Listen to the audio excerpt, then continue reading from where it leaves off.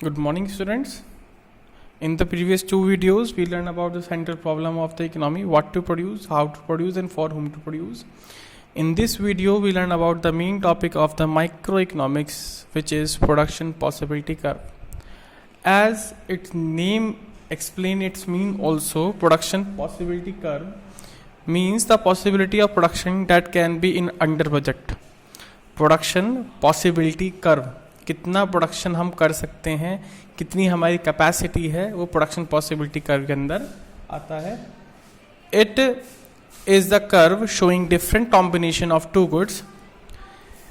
इस कर्व के अंदर हमें डिफरेंट कॉम्बिनेशन मिलते हैं किस चीज़ के, टू गुड्स के, which can be produce with the available resources. जो हम कैसे बना सकते हैं, अवेलेबल रिसोर्सेज के साथ बना सकते हैं. What are the exceptions? Exceptions means conditions, शर्तें जिसे कहा जाता है कि क्या क्या कंडीशंस होनी चाहिए. रिसोर्सेज आर गिवन, आपके पास रिसोर्सेज होने चाहिए. Given resources are fully and efficiently utilize. जो भी रिसोर्सेज हैं आपके पास, वो आप अच्छी तरीके से उन्हें इस्तेमाल करें. And technology remain constant. Technology हमने भी पढ़ा था हाउ टू प्रोड्यूस में, दो तरह की टेक्नोलॉजी होती है, labour intensive and capital intensive. तो उसमें से आप कोई भी जो यूज़ कर रहे हो वो सेम रहनी चाहिए. अगर आप लेबर यूज़ कर रहे हो तो आप लेबर ही यूज़ करोगे, अगर आप कैपिटल यूज़ कर रहे हो तो आप कैपिटल ही यूज़ करोगे. Then the properties of PPC. PPC is concave to the origin, and in the 10th class you learned about the mirror, about concave and convex. It is a shape of the concave mirror. So PPC is concave to the origin. Origin means the line, the center, origin. It is concave to the origin. PP slopes downward. और किस तरह का है ये? Downward है. Our next topic is PPC points. Points on PPC. Let's understand the two terms that are attainable and non-attainable. Attainable that can be attained, जो हमारे under budget होती हैं, जिन्हें हम कर सकते हैं, that is attainable. Non-attainable outside the budget, जिन्हें हम कभी नहीं अचीव कर सकते. तो attainable combinations क्या होते हैं? ये PPC है. पीपीसी पे ये पीपीसी कर्व है आपका, ये यहाँ पे क्या बना हुआ है, पीपीसी कर्व. ये गुड वाई है, यहाँ गुड एक्स है. अटेनेबल कौन से होते हैं? जो ऑन पीपीसी होते हैं और इनसाइड पीपीसी होते हैं. ऑन पीपीसी कौन सा पॉइंट आएगा आपका? पॉइंट ए, और बताइए पॉइंट सी और point D. That are the attainable. ये क्या है आपके?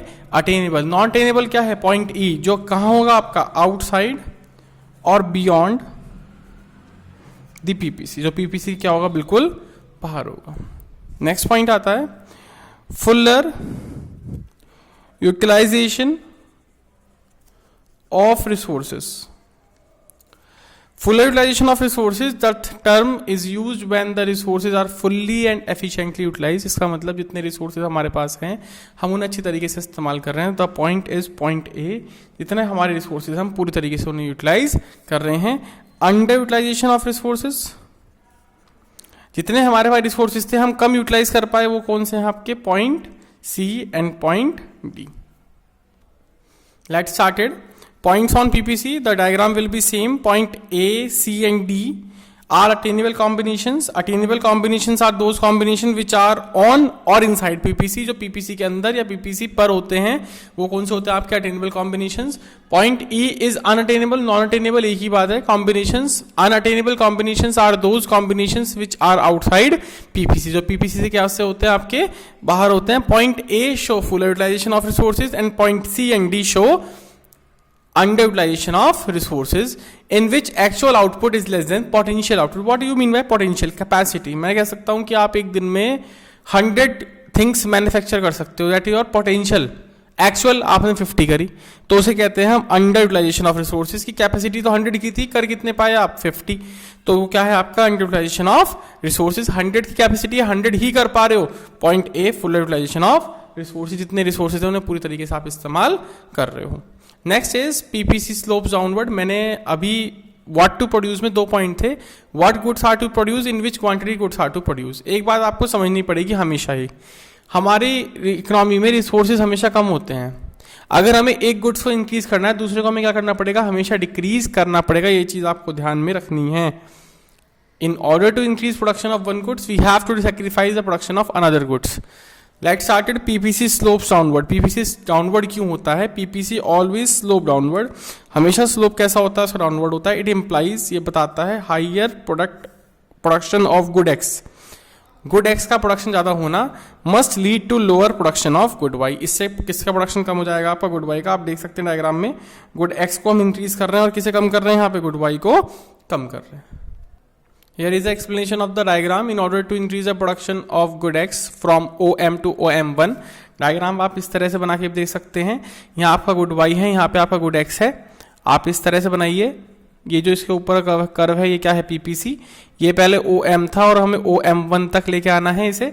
तो we have to decrease the production of good Y from OL to OL1। ये यहाँ पे OL था और कहाँ पे आ गया? OL1 पे आ गया। I hope you all understand. Next is PPC is concave to the origin. अभी हम आगे समझेंगे कि मार्जिनल अपॉर्चुनिटी कॉस्ट होता क्या है। Slope of PPC implies marginal opportunity cost. PPC is concave to the increasing MOC. ये आपको सिर्फ अभी याद करना है, समझेंगे हम बाद में कि it implies resources are shift from good Y to good X. आपको पता ही है कि हम कहां से शिफ्ट कर रहे हैं रिसोर्सेज, कि वाई से कहां पे रिसोर्सेज शिफ्ट कर रहे हैं? एक्स पे। इस वजह से पीपीसी जो कॉन्केव होता है वो एमओसी के इंक्रीज होने से होता है। अभी हम बताएंगे इसके एग्जांपल्स के बारे में। Increasing MOC leads to shape of the PPC concave to the origin.